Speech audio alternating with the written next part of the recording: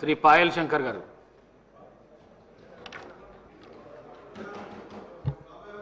ధన్యవాదాలు అధ్యక్ష. ఈ పద్ధతుల మీద నాకు మాట్లాడే అవకాశం ఇచ్చినందుకు ప్రత్యేకంగా మీకు ధన్యవాదాలు అధ్యక్ష. ఈరోజు అన్నీ కూడా సంక్షేమ పథకాల గురించే ఉన్నది. సంక్షేమ పథకాల గురించి మాట్లాడేటప్పుడు ముందుగా ఒక 2 నిమిషాలు ఈ రాష్ట్ర ఆర్థిక వ్యవస్థ మీద మాట్లాడాలి. ఇంత గొప్పగా 3,04,000 కోట్ల రూపాయల బడ్జెట్ పెట్టుకొని సంక్షేమ పథకాల గురించి ఇంత గొప్పగా మనం చర్చించుకుంటున్నప్పుడు ఈ రాష్ట్ర ఆర్థిక పరిస్థితి ఇంత అధ్వాన్నంగా ఉన్న సమయంలో అసలు సంక్షేమ పథకాలు ఏ రకంగా అమలు చేయగలుగుతారు?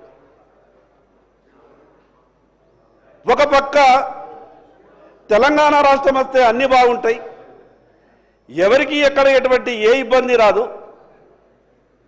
అంత గొప్పగా పోరాటం చేసి సాధించుకున్నటువంటి తెలంగాణ రాష్ట్రం ఇంత అప్పుల ఊబిలో కూరుకుపోయిన తర్వాత ఈ సంక్షేమ పథకాలు సరియైన రీతిలో ఈ రాష్ట్రంలో అమలు జరగాలంటే ఈ రాష్ట్రంలో పనిచేస్తున్నటువంటి ఉద్యోగులు కూడా సంతోషంగా ఉండాలి అధ్యక్ష.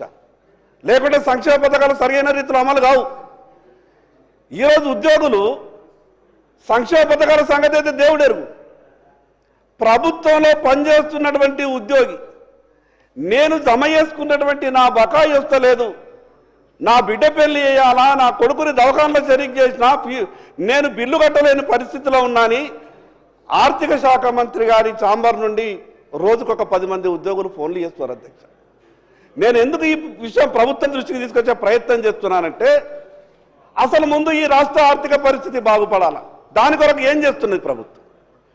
నేనేదో ఈరోజు ఉన్నటువంటి ప్రభుత్వం మీద నిందేసి గతంలో ఉన్నటువంటి వాళ్ళని అనేసి నేను ముగించాలనుకుంటలేను. ఈ రాష్ట్ర ఆర్థిక పరిస్థితి బాగుంటేనే కదా ఈ సంక్షేమ పథకాలన్నీ కూడా అమలయ్యేది. ఒక పక్క ఉద్యోగులేమో పాపం ఆ 310 జీవోతోని ఆ రకంగా ఇబ్బంది ఉంటే వాళ్ళు జమ చేసినటువంటి డబ్బుల్ని కూడా ప్రభుత్వం ఇవ్వలేనటువంటి దుస్థితిలో ఉంటే సంక్షేమ పథకాలు ఏ రకంగా అమలు చేయగలుగుతారో ఒక్కసారి ప్రభుత్వం ఆలోచించాలి అధ్యక్ష. ఇంత చిన్నాభిన్నమైతుంది తెలంగాణ రాష్ట్రం వచ్చిన తర్వాత ఈ రాష్ట్ర ఆర్థిక పరిస్థితి ఈ రకంగా తయారవుతుంది. అసలు జీతాలు ఇవ్వలేనటువంటి స్థితిలో సంక్షేమ పథకాలు అమలు చేయలేనటువంటి పరిస్థితిలో ఉంటామని ముందే ఆనాడు తెలిసుంటే అంతమంది అమరులయ్యేవారు కారు అధ్యక్ష. ఎంతో గొప్ప కలలు కన్నాం. మన తెలంగాణ రాష్ట్రం మనకొస్తే సమర్థవంతమైనటువంటి పాలకులు మన దగ్గర ఉన్నారు. సర్ప్లస్ బడ్జెట్తో మనమంతా కూడా వేరుపడుతున్నాం. గొప్పగా ఈ రాష్ట్రాన్ని పరిపాలించుకుంటామని ఎన్నో కలలు కానీ ఈ రాష్ట్రాన్ని సాధించుకుంటే 11 సంవత్సరాలలో ఈ రాష్ట్రానికి ఈ రకమైనటువంటి పరిస్థితి వస్తుందని ఎవరు ఊహించలేదు అధ్యక్ష.